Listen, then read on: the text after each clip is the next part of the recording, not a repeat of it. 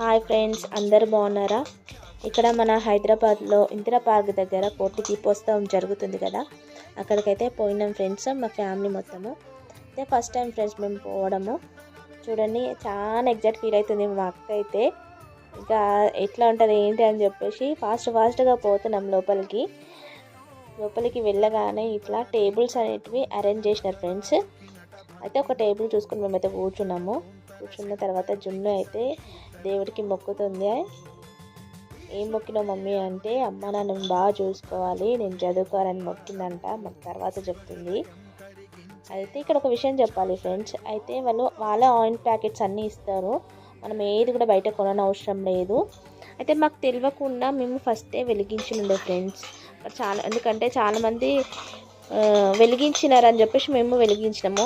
అయితే తర్వాత వాళ్ళు చెప్పినారు, స్టేజ్ పైన వాళ్ళు అనౌన్స్ చేసిన తర్వాత మనం